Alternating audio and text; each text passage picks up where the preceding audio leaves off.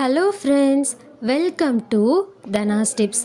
இன்றைக்கி நம்ம வயிற்று புண்களை சரி செய்யக்கூடிய குப்பைமேனி இலையை வச்சு ஒரு சூப் எப்படி பண்ணுறதுன்னு பார்க்கலாம்.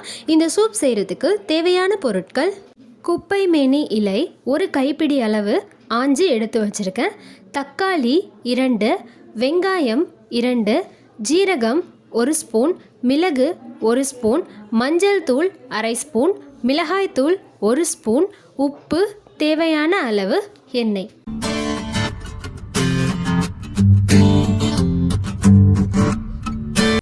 ஃபஸ்ட்டு கடாயில் எண்ணெய் விட்டு ஜீரகத்தை நல்லா வறுத்தெடுத்துக்கலாம். ஜீரகம் நல்லா வறுபட்டு முடித்ததுக்கப்புறம் வெங்காயத்தை சேர்த்துட்டு வதக்கிக்கலாம். மார்பு சளி, சுவாச பிரச்சனை, கீழ்வாதம் இந்த மாதிரியான பிரச்சனைகளை போக்கக்கூடிய சக்தி இந்த குப்பைமேனி இலைக்கு இருக்குது.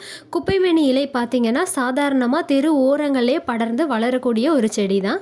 உடம்பில் தோல் சம்பந்தமான நோய்கள் இருந்தால் குப்பைமேனி இலை சாரோட மஞ்சளை சேர்த்து குழச்சி நமக்கு பாதிக்கப்பட்ட இடத்துல தடவி வந்தால் சரியாயிடும். வெங்காயத்தை வதக்கி முடித்த பிறகு தக்காளியையும் சேர்த்துட்டு வதக்கி எடுத்துக்கலாம். சளி, இருமல் இதெல்லாம் அதிகமாக இருக்கிறவங்க குப்பைமேனி செடியோட இலையை ஒரு கைப்பிடி அளவு எடுத்து அதை லேசாக நசுக்கி ஒரு டம்ளர் தண்ணி ஊற்றி கொதிக்க வச்சு கஷாயமாக்கி வடிகட்டி குடித்தா சளி, இருமல் சரியாகும். வெங்காயம், தக்காளி ரெண்டுமே நல்லா வதங்கிருச்சு. இப்போது அடுப்பில் ஒரு பாத்திரத்தில் வச்சு அதில் 2 டம்ளர் தண்ணி ஊற்றி கொதிக்க வச்சு எடுத்துக்கலாம்.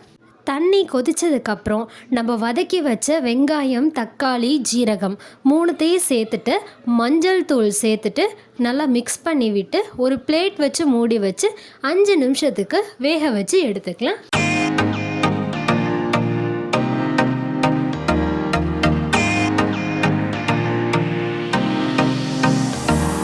குப்பைமேனி இலையை ஆஞ்சு முடித்ததுக்கப்புறம் கழுவி சுத்தம் பண்ணி எடுத்து வச்சுருக்கேன். வெங்காயம், தக்காளிலாம் 5 நிமிஷம் வெந்து முடித்த பிறகு நம்ம கழுவி சுத்தம் பண்ணி வச்சுருக்க கீரையை இதில் சேர்த்துடலாம். பெண்கள் குப்பைமேனி இலையை மஞ்சளோடு சேர்த்து அரைச்சி முகத்தில் தடவி கொஞ்ச நேரம் வச்சு கழுவிட்டு வரணும். இதில் ரெகுலராக அவங்க செஞ்சுட்டு வந்தாங்கன்னா முகத்தில் உள்ள பருக்கள், கரும்புள்ளிகள் இதெல்லாம் மறைஞ்சி முகம் பளபளப்பாக மாறும்.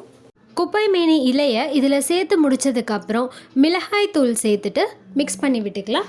மிளகாய் தூள் சேர்த்துட்டு மிக்ஸ் பண்ணி முடித்ததுக்கப்புறம் ஒரு பிளேட் வச்சு மூடி வச்சு ஒரு 10 நிமிஷத்துக்கு வேக வச்சு எடுத்துக்கலாம்.